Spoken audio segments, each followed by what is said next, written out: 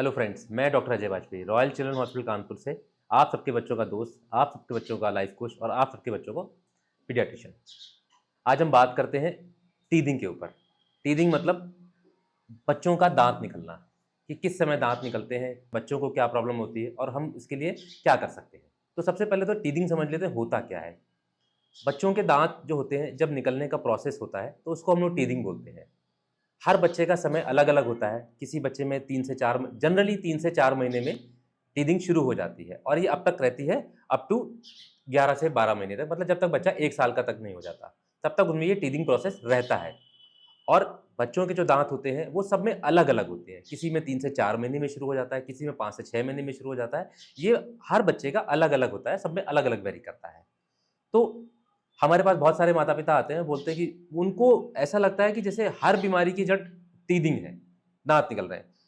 तेज बुखार लेके आएगा, बोलेंगे टीथिंग हो रही है, बच्चे के दाँत निकल रहे हैं, बच्चे को डायरिया हो रहा है, अरे सर बच्चे के दाँत निकल रहे हैं, बच्चा थोड़ा इरिटेबल है, दाँत निकल रहे हैं, बच्चे को बुखार आ रहा है, दाँत निकल रहे हैं, बच्चे को खाँसी-जुकाम है, दाँत निकल रहे हैं। तो मैं उन सबसे ये कहना चाहता हूँ कि हर बीमारी या हर लक्षण टीथिंग नहीं होता या दाँत निकल मतलब हर बीमारी का कारण दाँत निकलना नहीं होता है। ये बात अपने ज़हन में बैठा लीजिए बिल्कुल। क्योंकि जो बच्चा आ रहा है 60 टू 70% माता-पिता यही कहते हैं, सर इसके दाँत निकल रहे हैं, देखिए इसको प्रॉब्लम हो रही है।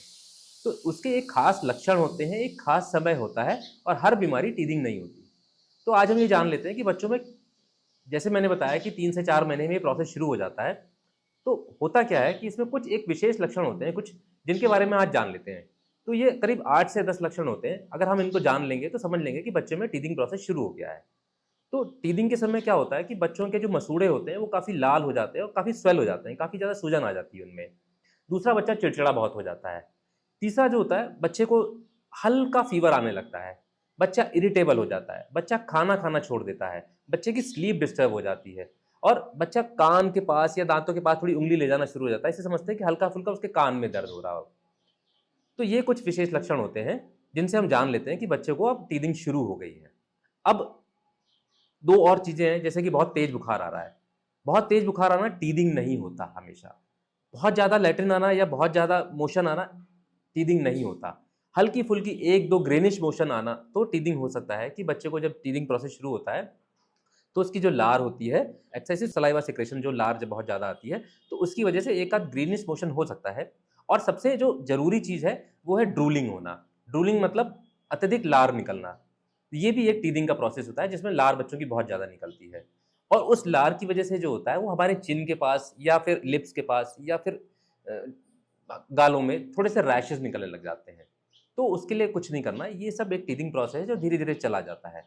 2 चीज़ों का ध्यान रखना है कि जो हमारे बच्चे के रैशेज़ हो गए हैं, अगर वो ज़्यादा हो रहे हैं तो हमको पीडियाट्रिशियन को दिखा के कोई क्रीम लिखवा लेनी है या हम एक कोई सिंपल उसको कोकोनट ऑयल भी लगा सकते हैं, जिससे ये रैशेज़ दूर हो जाएँ।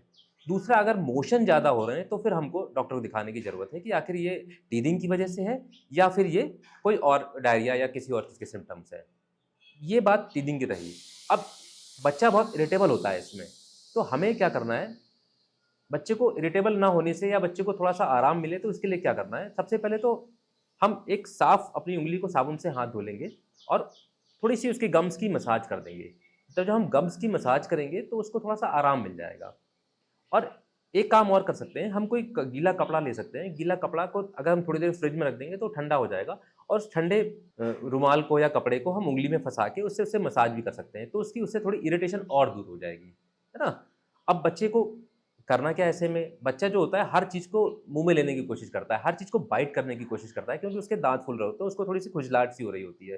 तो हमको उसको टीदर दे देना है, जैसे उसको, या उसको स्पेसिफायर दे देना है थोड़ी देर के लिए। टीदर भी हमको नॉन टॉक्सिक वाला यूज़ करना है और हमेशा जब भी हम देंगे तो उसको साफ करके देना है, ताकि उसको उससे इन्फेक्शन ना हो। ये बहुत छोटी-छोटी बातों का ध्यान रखना है आपको। Thank you so much.